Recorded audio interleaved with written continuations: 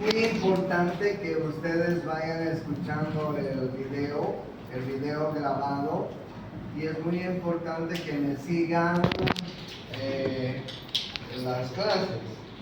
Entre los dos vamos a coordinar el avance y además ustedes van a poder entender un poco mejor la neuroanatomía, que es muy árida para una persona que por primera vez lleva neuroanatomía. Pero voy a tratar de hacérselas un poco fácil. Entonces, a un comienzo yo les decía que el sistema nervioso está formado por el sistema nervioso central, que está formado por el encéfalo y la médula espinal. Nosotros estamos viendo el encéfalo y la médula espinal, ¿sí? Entonces el sistema nervioso está formado por el sistema nervioso central, esto que ustedes están viendo en la figura, encéfalo y médula espinal, el sistema nervioso periférico y el sistema nervioso órgano vegetativo. Ustedes están viendo en la figura, les decía, el sistema nervioso central, el encéfalo y la médula espinal. En algunos momentos les voy a mostrar cómo está constituido, aunque ya les he hablado de ello creo la anterior semana, y la médula espinal. Bueno, miren ustedes que en el sistema nervioso vamos a encontrar sustancia gris y vamos a encontrar sustancia blanca. Miren ustedes dónde encontramos sustancia gris. Encontramos en la corteza cerebral y encontramos en los núcleos de la base. Y en la médula espinal encontramos en el centro de la médula espinal, es lo que tiene la forma de una H, y en la parte periférica encontramos sustancia blanca. ¿Qué quiere decir sustancia gris y qué quiere decir sustancia blanca? Ustedes estarán preguntando, ¿no? La sustancia gris está formado por los cuerpos de las neuronas. Miren ustedes los cuerpos de las neuronas, que es donde se procesa toda la información que recibimos y que llegan a la corteza cerebral y a los núcleos de la base. Les cuento que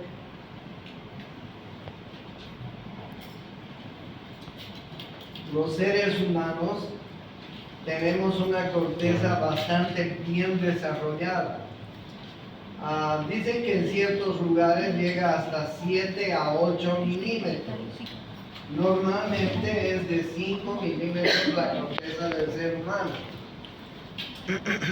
De los animales más inteligentes, como el elefante, como el delfín, como el perro, como los primates, no llegan más que a 3.5 milímetros.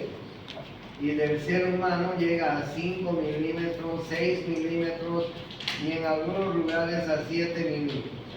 Esto hace de que los seres humanos sean seres tan inteligentes como ustedes pueden saber. Miren de lo que somos capaces los seres humanos. Por ejemplo, cuando yo era niño, no había teléfono más que los teléfonos en cada casa, ¿no? No sé si ustedes han visto alguna vez, tal vez no han visto. Solo teníamos la posibilidad de tener un teléfono en cada casa. ¿Cómo hacíamos para quedar con la corteja para vernos el fin de semana? No lo sé, no me acuerdo. Pero seguramente teníamos que llamar, y si el viejo nos contestaba y estaba de mala leche, nos mandaba a tal lugar.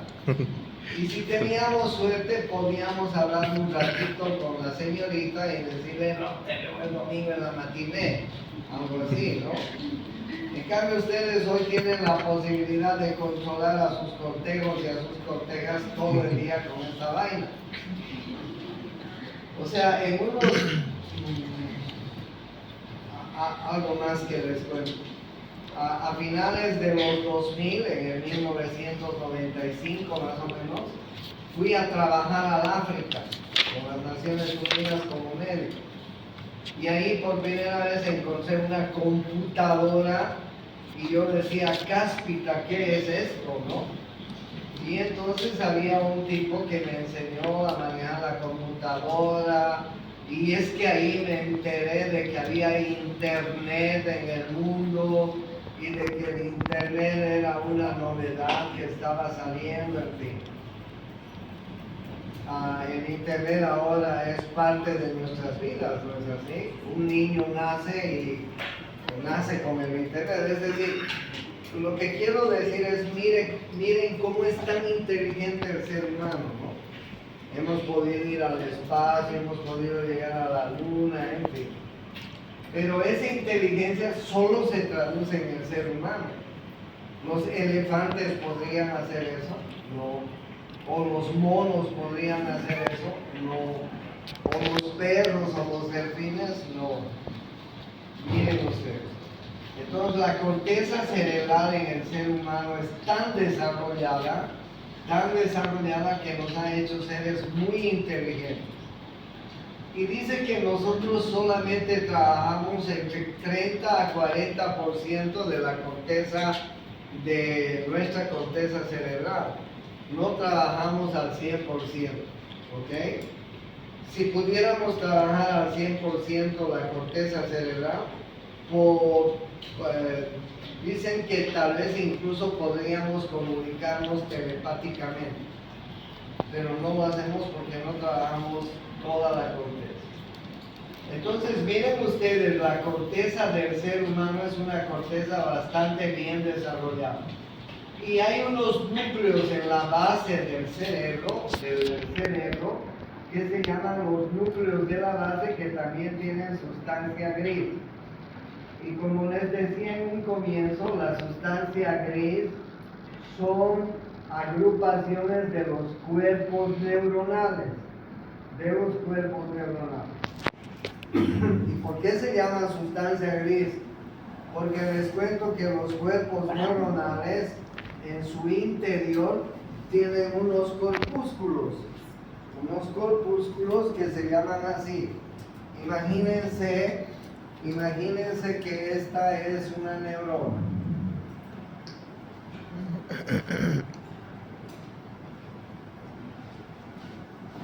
Imagínense ustedes que esta es una neurona.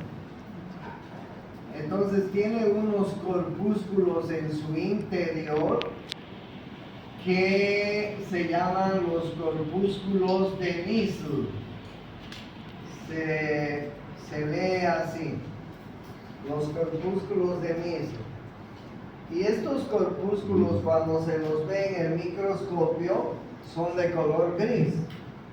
Entonces la sustancia gris está formada por los cuerpos neuronales y la sustancia blanca por los axones de esos cuerpos neuronales.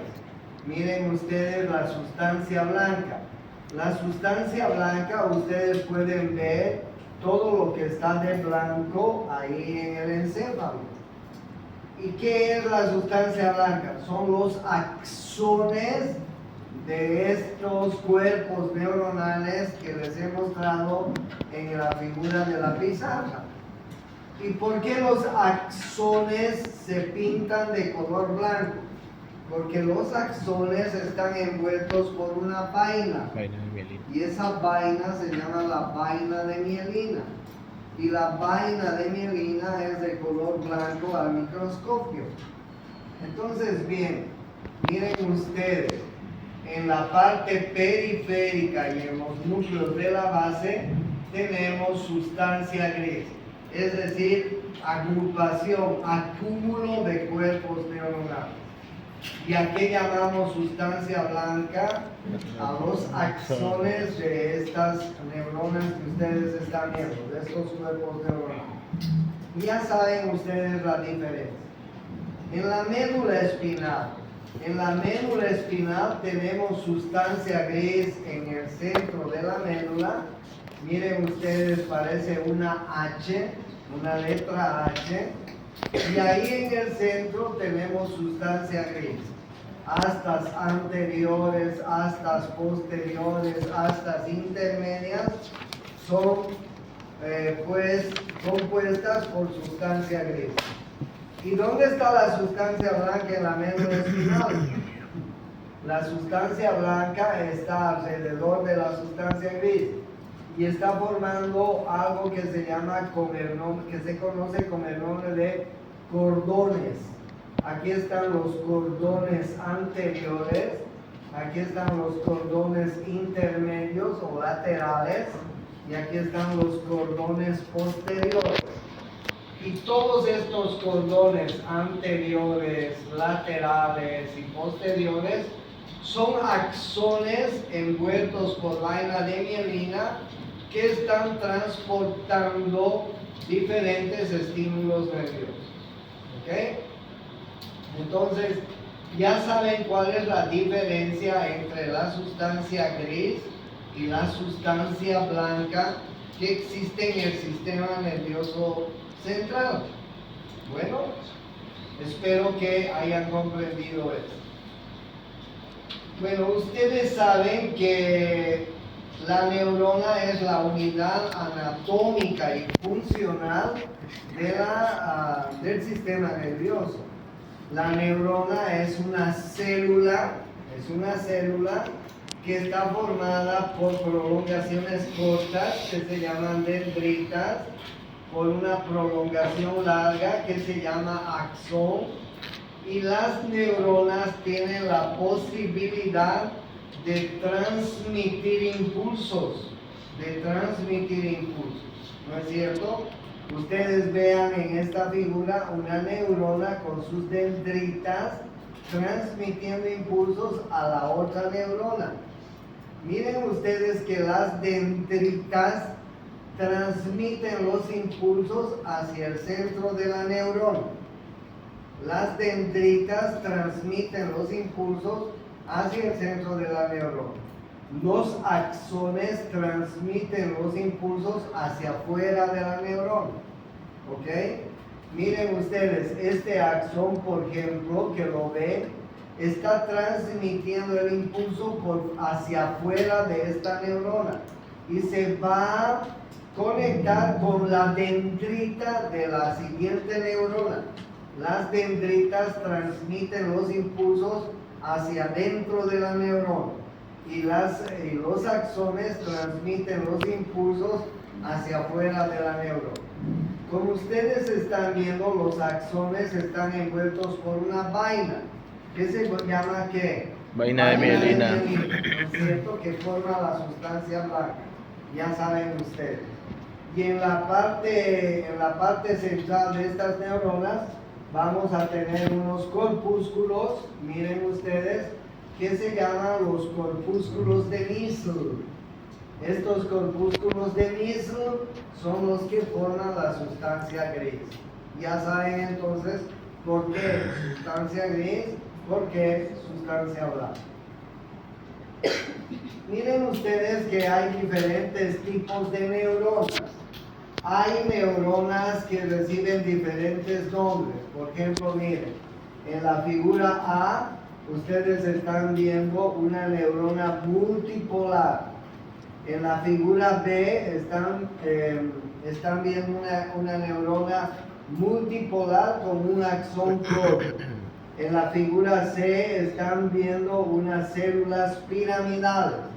Estas células piramidales, muchas de ellas están conformando la corteza cerebral, ¿sí? En la figura D están viendo células de Purkinje, miren ustedes. En la figura E están viendo neuronas bipolares y en la última están viendo neuronas pseudo-unipolares. O sea, hay diferentes tipos de neuronas, pero no les voy a tampoco ser tan necio de preguntarles dónde están cada una de las neuronas. Con que sepan que hay diferentes tipos de neurona es suficiente. Bueno, ahora bien, ¿cómo se hace la sinapsis de una neurona a otra neurona? Para hacer la sinapsis de una neurona a otra neurona, miren ustedes, se necesita mediadores químicos. Mediadores químicos. La ciencia ha descubierto hasta hoy día más de 150 mediadores químicos. Sin embargo, hay algunos mediadores químicos que son muy importantes. Por ejemplo, el mediador químico del sistema nervioso simpático es la adrenalina. Por ejemplo, el mediador químico del sistema nervioso parasimpático es la noradrenalina. Tenemos, por ejemplo, mediadores químicos de nuestro estado emocional, que es la serotonina. ¿Se han dado cuenta que algunas veces, algunas mañanas, nos despertamos un poco más, con más ganas que otras que nos despertamos de mala leche? Nos pasa eso a todos, ¿no es cierto? Es que tenemos algunas mañanas, si hemos dormido bien, si hemos descansado bien, si no hemos tenido una mala noche, pues nos levantamos con mucha carga de serotonina. Nos levantamos pues un poco contentos. Pero hay algunas mañanas que no nos ha ido bien el día anterior, la serotonina no se ha liberado mucho y nos levantamos de mal humor, de mala leche. ¿Sí? La serotonina es un mediador químico que modula nuestro estado emocional. Hay una enfermedad que se llama la bipolaridad. Los bipolares hay días en que se levantan con mucha carga de este mediador químico y se sienten pero invencibles. Y hay otros días que no tienen nada de este mediador químico y son capaces de suicidarse, ¿sí? Ese es el problema de los bipolares. Los psiquiatras tratan de mantener la serotonina en niveles regulares para que no tengan estos estados ni de euforia ni depresivos. Eso se llama bipolaridad. Bueno, y así como estos ejemplos que les doy, hay muchos mediadores químicos que se utilizan en el sistema nervioso y que sirven para transmitir los impulsos de una neurona a otra neurona. Bueno,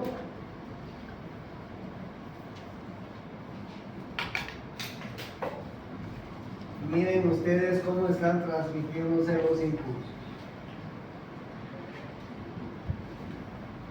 Las neuronas, que son las células del sistema nervioso que están transmitiendo impulsos, no están flotando en el sistema nervioso. Las neuronas se encuentran sobre una matriz de otras células nerviosas, de otras neuronas. Y esas células nerviosas que hay y que sirven de matriz, que no tienen la función de transmitir los impulsos, sirven de sostén a las neuronas verdaderas. Estas neuronas que sirven de sostén, que forman una matriz, una especie de red, si ustedes quieren, donde van a descansar las neuronas verdaderas, reciben el nombre de neuroglia, o se llama también glia, neuroglia o glia. Dentro de la neuroglia, nosotros tenemos varios tipos de células que les voy a mostrar a continuación y que tienen funciones importantes. Miren ustedes, les estoy dando clases del Prometheus. Ustedes tienen el Prometheus en su DVD, ¿no ve? Bueno, miren ustedes, entonces hay dos tipos de células nerviosas en el sistema nervioso. ¿Cuáles son esas dos células? Unas son las neuronas verdaderas, las que conforman el sistema nervioso central y el sistema nervioso periférico, las que transmiten impulsos. Pero ¿cuáles son la función de estas neuronas verdaderas? Mire, formación de estímulos, conducción de estímulos, elaboración de la información. Eso es pregunta del examen. ¿Cuál es la función de la verdadera neurona? ¿Sí? Pero yo les decía que las neuronas se encuentran en una matriz que se llama la neuroglia, o se llaman también células de la glía, o neuroglia, es lo mismo. Y ustedes vean este cuadro que tienen en el Prometheus, en el tomo 3. Miren, dentro de las células de la neuroglia o células gliales están los astrocitos, ¿sí? Y miren ustedes las funciones que tienen los astrocitos.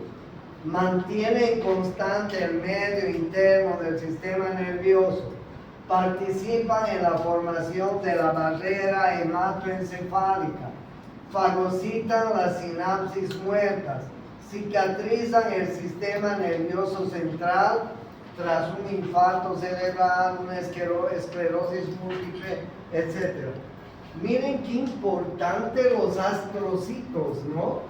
Que tienen tantas funciones, que es una parte de la neurona. Hay otras células que se llaman la microglia, células especializadas en la fagocitosis y en la elaboración de antígenos, es decir, actúan en el sistema inmunitario, en el sistema de defensa del sistema nervioso, ¿sí? Hay otras células que se llaman los oligodendrocitos, forman la vaina de mielina en el sistema nervioso. Hay otras células que se llaman las células ependimarias, revisten las cavidades del sistema nervioso. Hay otras células que se llaman células del plexo coroideo, secretan líquido cefalorraquídeo. Hay otras células que se llaman las células de Schwann, forman la vaina de mielina en el sistema nervioso periférico. Entonces, como ustedes pueden ver, cada una de las células que conforman la neuroglia tiene una función. Ahí les estoy mostrando, ustedes tienen este cuadro en el libro que les he dado. Entonces, lo único que tienen que hacer es repasar. Pero lo que quiero que les quede claro es cuál es la función de una neurona verdadera y cuál es la función de las neuronas que conforman la neuroglia. ¿Me entienden? Se están dando cuenta de la diferencia que hay entre neurona y neuroglia, ¿no es cierto? Y como ustedes ven, la neuroglia está formada por varios tipos de células que les he venido diciendo en este momento. ¿Bien? Bueno, ¿cuál es la función del sistema nervioso? La función del sistema nervioso es recibir estímulos, transportarlos hacia la corteza cerebral, y de la corteza cerebral va a elaborarse la información en la corteza cerebral y se va a elaborar una respuesta. ¿Ok? Imagínense que nosotros estamos reunidos acá y comienza a haber un incendio en esta parte del aula, ¿sí? ¿Qué vamos a hacer todos? Pues, todos, ¿qué hacemos? Por lógica, ¿nos vamos a acercar al fuego o nos vamos a escapar?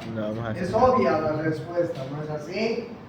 Imagínense que alguien recibe un golpe muy fuerte, que hay una persona que está dando golpes pues inmotivadamente a todos, ¿sí? ¿Qué vamos a hacer todos si alguien nos está dando golpes a todo el mundo? Escaparnos, nos escapamos, ¿no es así? Entonces, bien, ¿qué pasa si yo le acerco algo muy caliente a vuestra compañera? Se quema. Pues ella se retira.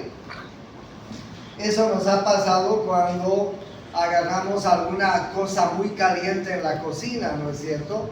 A veces agarramos la olla, la caldera o cualquier cosa sin darnos cuenta, está muy caliente y lo soltamos. O lo mismo pasa si alguien nos pone algo muy frío en el cuerpo, ¿sí? Entonces miren ustedes, pero no solamente tenemos ese tipo de sensaciones, es decir, calor, frío, dolor, presión, sino que también tenemos sensaciones afectivas, ¿ok? En las sensaciones afectivas, por ejemplo, está cómo nos saludamos cuando nos vemos entre dos amigos. ¿Cómo nos saludamos? Nos damos la mano, nos damos unos besitos, en fin. O cómo se saludan dos enamorados. Se dan un beso en los labios, se agarran de la mano, se abrazan, en fin. O imagínense una mamá dándole el pecho a su bobita recién nacida. Esas son sensaciones afectivas, ¿no es así? Miren cuántas sensaciones les estoy hablando. Tenemos sensaciones del tacto fino. ¿Dónde tenemos sensaciones del tacto fino? ¿Dónde podemos percibir el tacto fino? En la mano. Sí. A ver, ¿dónde? Claro, en los pulperos de los dedos de la mano, ¿no es así? Si yo le digo a cualquiera de ustedes que cierre los ojos y le doy cualquier objeto en la mano, ustedes van a percibir qué les estoy dando, o nosotros vamos a percibir qué les estoy dando, ¿sí? Entonces, ese es el tacto fino. Tenemos tacto fino, tacto grueso, dolor, calor, frío, sensaciones afectivas que podemos percibir también. Un beso, un abrazo, una caricia, etcétera, las podemos percibir. Entonces, miren lo que hacen todas las percepciones que nosotros percibimos. Llegan hasta el sistema nervioso central, hasta la corteza cerebral, y de ahí nacen unas respuestas que se llaman respuestas motoras. ¿Ok? Miren ustedes, las fibras que suben a la corteza cerebral se llaman fibras aferentes. Y las fibras que de la corteza cerebral salen a la periferia se llaman fibras eferentes. ¿Ok? O sea, tenemos fibras aferentes que están transportando hasta la corteza cerebral las diferentes sensaciones, y tenemos vías eferentes que están transportando la respuesta a esa sensación. ¿Ok? No se olviden, es muy importante.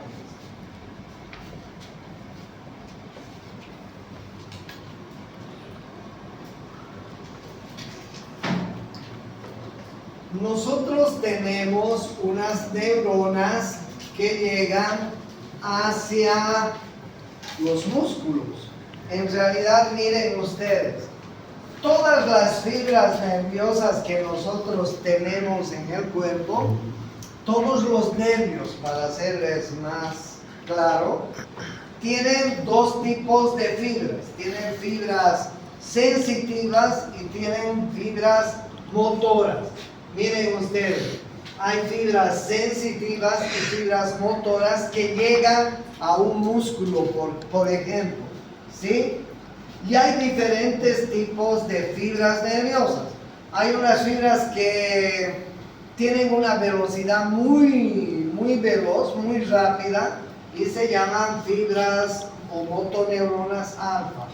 Y hay otras fibras que reciben otra denominación, dependiendo de la calidad de la respuesta, ¿ok? Miren ustedes, si yo le punzo a vuestra compañera con una aguja en la mano o en el dedo, ¿cuál es la respuesta inmediata de ella? Retirar. Miren ustedes cuánto tiempo tarda esa respuesta. Menos de un segundo, milisegundos, ¿no es así? Entonces fíjense ustedes cómo las fibras nerviosas que llegan a nuestro cuerpo son fibras sensitivas y fibras motoras. ¿Y de dónde parten estas fibras nerviosas? De la médula espinal. Todas las fibras nerviosas que tenemos en la periferia nacen en la médula espinal. A ver, les doy un ejemplo. ¿Qué pasa si alguien en un accidente de tránsito se secciona la médula espinal a nivel de la región torácica? La médula espinal se parte en dos. ¿Cuál va a ser la consecuencia posterior en esa persona? ¿Qué va a tener después? Parálisis. Se va a quedar parapléjico, ¿no es cierto? ¿Qué pasa si la médula espinal se secciona a nivel de la médula cervical? ¿Cómo va a quedar esa persona? Cuadripléjico, ¿no es cierto? Fíjense ustedes. Entonces, vean ustedes cuál es la conexión que tiene la médula espinal en conjunto con todos los nervios que salen a la periferia. Entonces, estos nervios que salen a la periferia son de dos rangos. Son sensitivos porque nos hacen sentir diferentes sensaciones, pero a la vez son motores porque podemos mover nuestro sistema muscular. ¿Ok?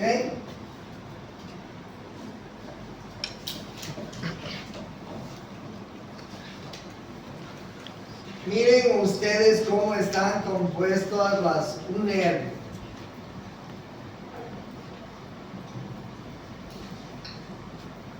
Un nervio, dice que tienen que tomar mucha agua hoy día, unos 3 litros de agua, va a ser mucha calor. Miren ustedes las fibras nerviosas que componen un nervio. Imagínense un cable de luz, ¿no? Imagínense un cable de luz, pélenlo el cable de luz y ustedes van a encontrar que dentro del cable de luz hay muchísimos filamentos, ¿no es así? De la misma manera, nuestros nervios están compuestos por numerosas fibras nerviosas, miles de fibras nerviosas. Y cada una de estas fibras nerviosas va siendo envueltas por pequeñas láminas que van envolviendo las fibras nerviosas. En síntesis, un nervio es el conjunto de miles de fibras nerviosas, como ustedes están viendo en esta figura. ¿Ok? Bien, entonces yo les decía, ¿cómo se llaman las fibras que de la periferia llegan hasta la corteza cerebral? Se llaman fibras aferentes. ¿Cómo se llaman las fibras que desde la corteza cerebral llegan a la periferia? Se llaman fibras eferentes.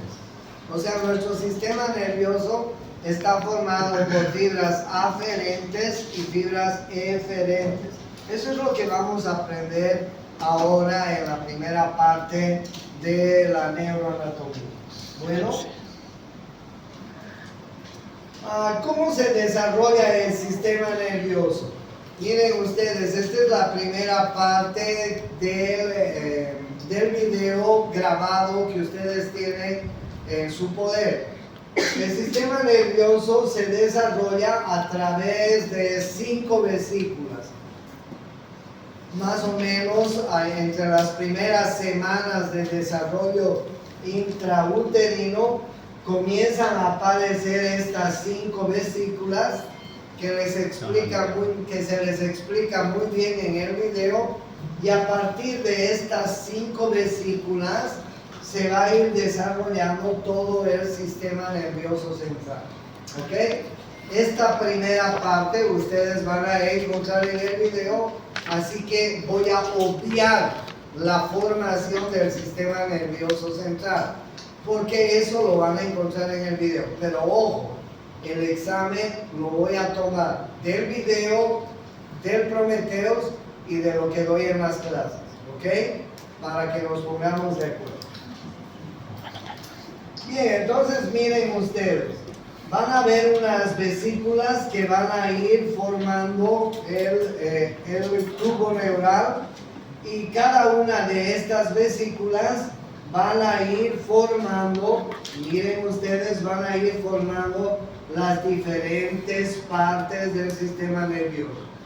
Si ustedes quieren ser más prácticos, pues lo único que tendrían que hacer es repasar este pequeño mapa conceptual que hay en el Prometheus, y ya aprenderían cómo se forma el sistema nervioso. Bueno,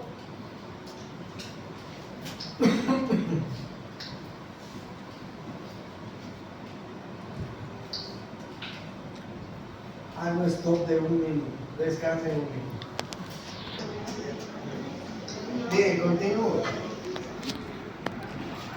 Debajo de la calota del cráneo, es decir, los huesos del cráneo forman la calota. Debajo de la calota tenemos 3 membranas que van a recubrir todo el sistema nervioso central. Cuando digo todo el sistema nervioso central, me refiero a encéfalo y a médula espinal. ¿Ok? Estas membranas entonces envuelven al encéfalo y a la médula espinal. ¿Cómo se llaman estas membranas? Se llaman meninges. ¿Ok? Meninge. ¿Cuál es la meninge más externa? La meninge más externa se llama la dura madre. Ustedes pueden ver en esta figura la dura madre. Esta es la meninge más externa. Debajo de la dura madre vamos a encontrar a la aracnoides. ¿Sí? A la aracnoides. Y debajo de la aracnoides vamos a encontrar a la pía madre.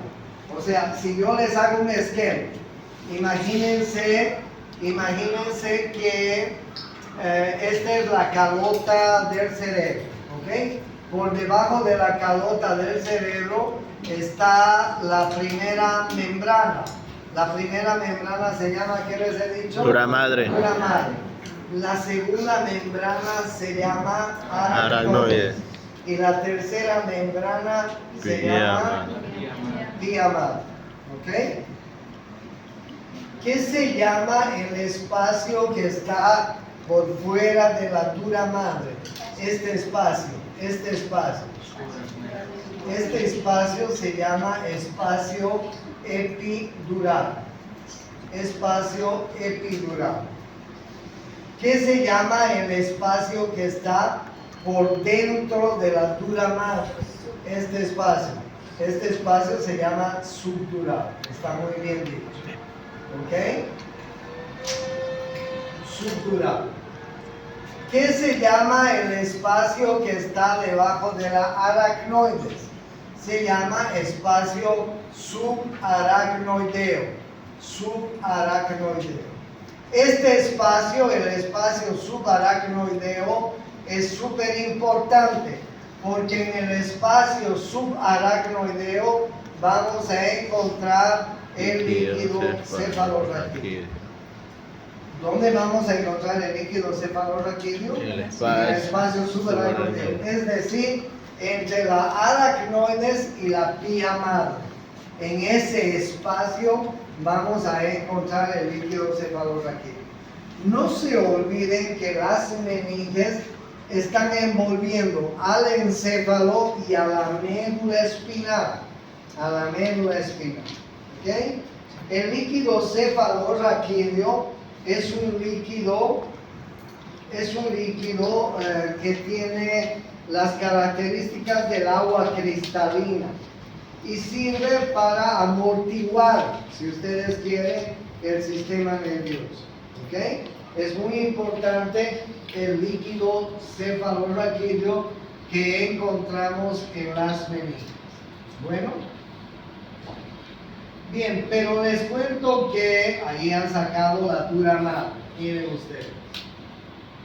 Les cuento que en el sistema nervioso central, en la parte interna del sistema nervioso, vamos a encontrar unas cavidades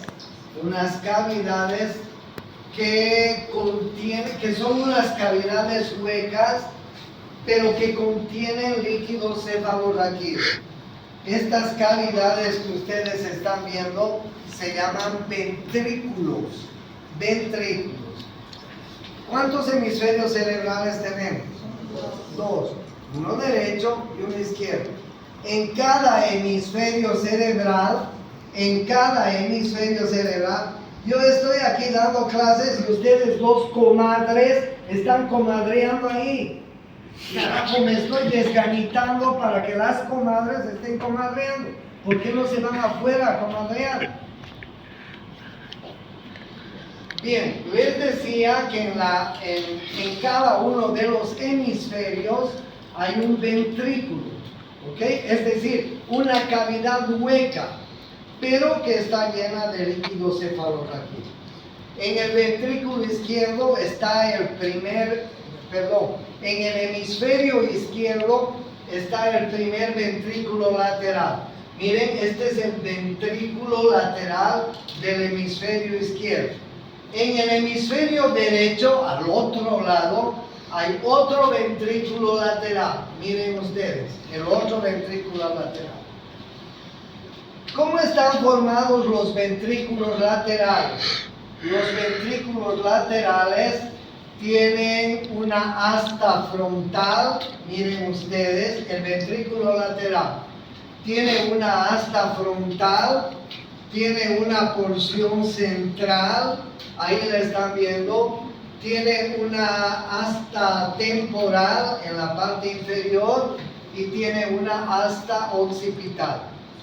Cada ventrículo lateral que hay en cada hemisferio está constituido por una asta frontal, una asta central, una asta temporal y una asta occipital. ¿Cuál es el contenido de estos ventrículos? Líquido cefalorraquídeo. En el diencéfalo, en el cerebro medio, que luego les voy a contar cómo está constituido el diencéfalo, hay un tercer ventrículo. Es decir, el ventrículo del hemisferio izquierdo es el primer ventrículo. El ventrículo del hemisferio derecho es el segundo ventrículo. Primer ventrículo, segundo ventrículo. En la parte media, en el diencéfalo, hay un tercer ventrículo. Y más abajo, detrás del tallo cerebral, entre el tallo cerebral y el cerebelo, está un cuarto ventrículo, ¿ok? Entonces, cada hemisferio cerebral tiene ventrículos laterales. Este es el primer ventrículo, el del hemisferio cerebral izquierdo. Este es el segundo ventrículo. El tercer ventrículo está a nivel del diencéfalo y el cuarto ventrículo está entre el tallo cerebral y el cerebelo. Y el cuarto ventrículo se continúa con el conducto del epéndimo, que es un conducto que está a lo largo de la médula espinal. ¿Ok? Conducto del epéndimo. Conducto del epéndimo, así se llama. Epéndimo. ¿Qué tienen estos ventrículos, les he dicho? Líquido. Líquido cefalorraquídeo. Hay una comunicación entre los ventrículos laterales y el tercer ventrículo. La comunicación entre los ventrículos laterales y el tercer ventrículo se la da entre un pequeño agujero que se llama el agujero de Monroe. Ahí están viendo la figura, el agujero de Monroe. Esto es pregunta de examen. ¿Cómo se comunican los ventrículos laterales con el tercer ventrículo? A través del agujero de Monroe. ¿Cómo se comunica el tercer ventrículo con el cuarto ventrículo? A través del acueducto de Silvio. Este es el acueducto de Silvio. ¿Dónde está? Aquí está, el acueducto de Silvio. ¿Ok? Pregunta de examen.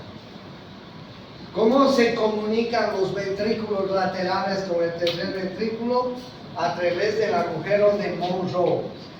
¿Cómo se comunica el tercer ventrículo con el cuarto ventrículo? A través del acueducto de Silvio.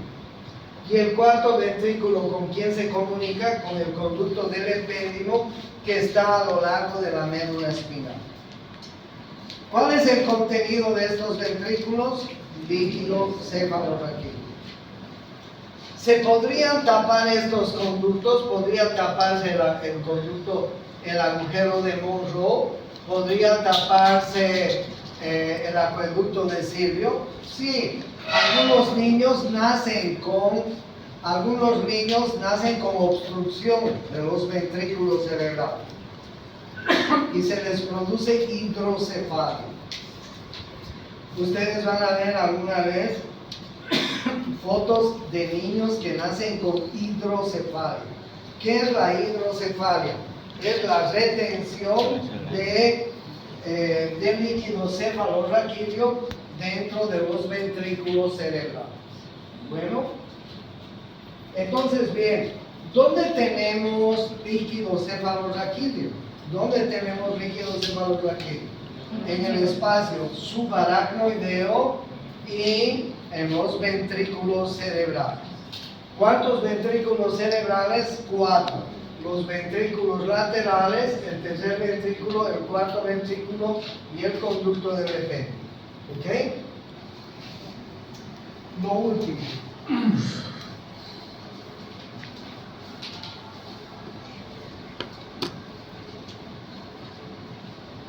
Y lo último.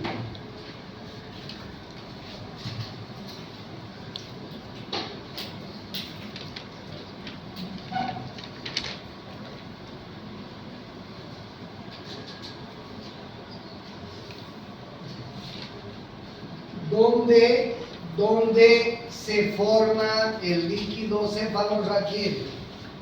El líquido cefalorraquídeo se forma, miren ustedes esto que les estoy mostrando. Plexos coroideos se llama. A nivel del tercer ventrículo hay plexos coroideos. A nivel del cuarto ventrículo hay plexos coroideos.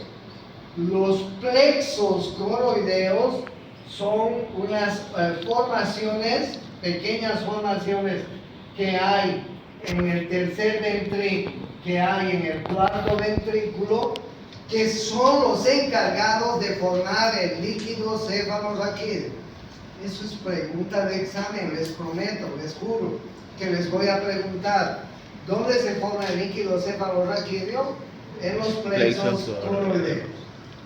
¿Y dónde drena el líquido cefalorraquídeo? El líquido cefalorraquídeo drena en las granulaciones aracnoideas. En las granulaciones aracnoideas. ¿Ok? De nuevo, ¿dónde se forma el líquido cefalorraquídeo? En los plexos coroideos. ¿Y dónde drena el líquido cefalorraquídeo? En las granulaciones aracnoideas. Eso les preguntáis. Ya, vámonos. Tengo clase.